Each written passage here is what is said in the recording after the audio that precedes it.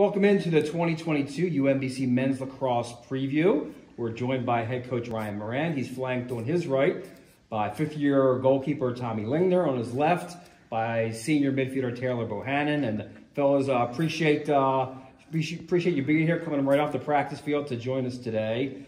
Coach, last year, a crazy year, 8-3, eight games decided by 3 goals or less. A highly unusual season. But as opposed to dwelling on that, the success you guys had last year, you think you've been able in the fall and winter to kind of feed off that success and build on it, as you look into the 2022 season?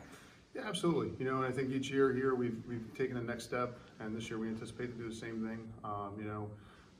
The success last year, as much as we liked it while it was happening, we still ended with not our end goal of being conference champions. And I think everyone in that locker room knows that their potential is there to do that, but there's still a lot of hard work left on the table in order to hopefully accomplish that feat. Sorry about this, Tommy. We'll talk offense first. Coach, you did lose a few key players off of your attack unit. Guys that are very, very experienced. Obviously, you have your 2 top scorers back, and Nick Dupuis and Brandon Galloway. But kind of talk about what you're seeing on the offensive end of the season in practice here. Very happy with how the offense has been playing in practice. I mean, we're sharing the ball really well. A lot of selfless guys. I don't know if we have one guy that's going to sit there and take over a game, but I think we play as a unit really well, and that's what I've been most impressed with so far. Because early on in the year, sometimes you don't see that as much, but these guys are really kind of getting what the coaches are saying. And we got, like you said, 3 new starting attackmen, so they're hungry to kind of make their mark, whoever those guys end up being as well. So there's been a lot of effort and a lot of competition down there as well. Obviously, you're flanked by your 2 captains. Why don't you talk about this gentleman to your left, Taylor Bohannon, who's been a constant force for you guys for the last 3 years. But talk about what Taylor brings to the table.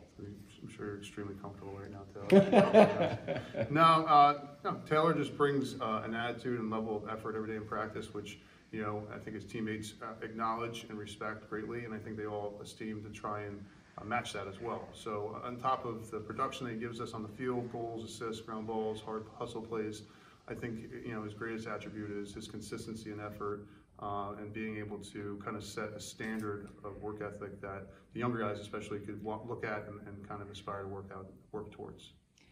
Taylor, we talked a couple minutes ago about the cohesion of offense. It's a little bit of a new group out there. What are you seeing about the cohesion of your offense right now? One thing I'm really seeing is a lot of good buy-in from the younger guys, really buying into what the coaches are preaching, what the older guys are, the standard that we're setting, and they're just pushing the older guys to become better, and then the older guys are pushing them to learn quicker and pick up the offense faster. And I think it's led to a great amount of success early on.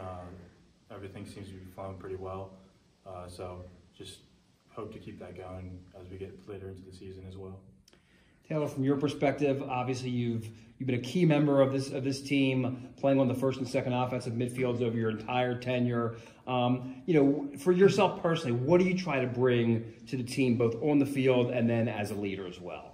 One thing I try to bring is just consistency and grit. Like, you're always faced with obstacles throughout games, throughout life, on and off the field. So just bringing that no-quit mentality no matter what you're faced with, and pushing through and just finding a way around the adversity. Just bringing that each and every day, and days that effort or just morale might be a little down, just picking the team up and just pushing forward. Coach, let's transition to the defensive part of the field. This is a very, very veteran group. In fact, you're getting some players even back that were not able to compete last year. Talk about the experience you have on the back end, obviously including Tommy, but again, how's it looking from your perspective on the defensive end? Well, it's funny sitting here next to Tommy. I remember the first recruit I had on campus, so I guess I've been here for a while now, since you've been here for 5 years. Yeah. But no, it's been great. Having Tommy there, that experience, that maturity, that poise really helps in that.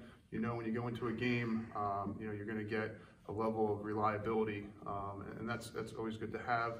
And then in front of him right now, we just got a lot of competition. We do have guys that are coming back, returning starters. We have a handful of guys that worked extremely hard in the offseason to put themselves in a position to challenge for spots as well.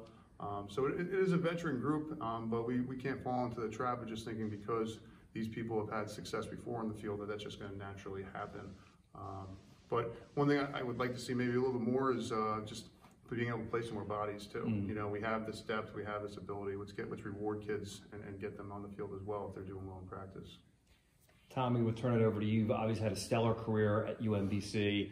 Started from almost from day one. Came in that first game against Richmond. We all remember that one. And one question that I think is interesting, you know, Coach mentioned the maturity factor, and you had so much success early in that first season. And, you know, but do you think in some ways maybe that almost like hurts you a little bit? Because I know, like, for you, like, the light bulb definitely like came when maybe a little bit later.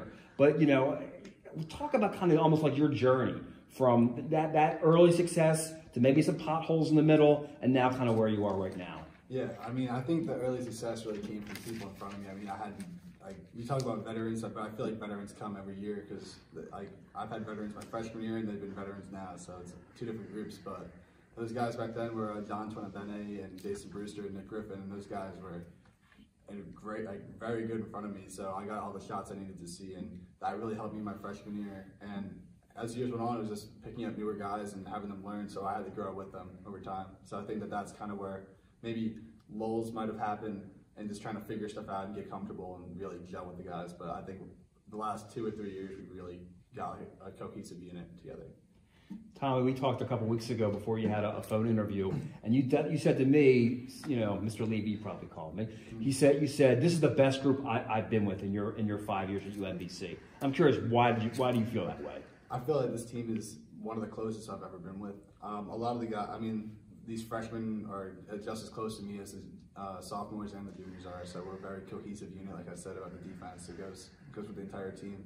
And I think that that shows when we play on the field. Like, the defense makes plays and the offense gets excited for us sometimes, and it's back and forth. But no matter who's doing good, I mean, we're all celebrating and right there with them. So I'm going to ask you this and then Taylor, but so here's an interesting, obviously, fact about this year. You know, you're going to be dealing with some adversity because you're not going to be on your quote-unquote home field for games. Obviously, there's an $8 million construction project going on at UMBC Stadium. The omelet's going to look great when it's all finished, but right now we're going to be playing at Retriever Soccer Park, where I'm sure you guys have watched a lot of soccer games over the years, but haven't played there.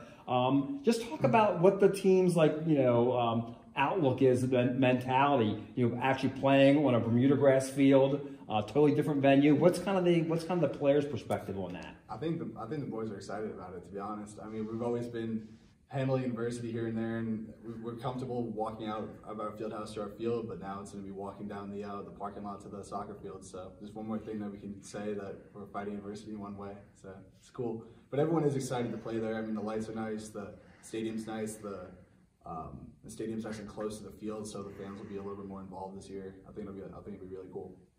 Taylor, what about from your perspective? What's your kind of, you're obviously that grit and glue type of guy, but what's your kind of outlook on playing the games at Retriever Soccer Park? Yeah, it will be a great experience. At the end of the day, it's just another field. We've played a ton of away games, so we're no strangers to just getting used to different fields. So I don't think it will be too big of an adjustment for the team. Coach, we'll wrap it up talking about, you obviously have a couple scrimmages coming up in the next couple weeks as we take this on February 1st. But then the home opener and the opener for the season comes up against Drexel. And Drexel won the CAA last year. I believe they're picked 18th in the preseason polls. So that is, you've got to be looking for a really great game to get your season kicked off with. Yeah, we're excited that we were able to add Drexel to the schedule. We were able to add Richmond back on, Towson back on as well. So some good out-of-conference play. They're ready watching some preliminary film. They're certainly a very talented team. But we're pretty much just focusing on, week to week, each practice. And we got Georgetown this week, and their preseason picked number 4. So that's going to be a really exciting scrimmage. I know the guys are pretty eager to kind of step on the field with those boys. Well, Coach Moran, Tommy Lingner, Taylor Bohannon, really appreciate your visit today after a tough practice.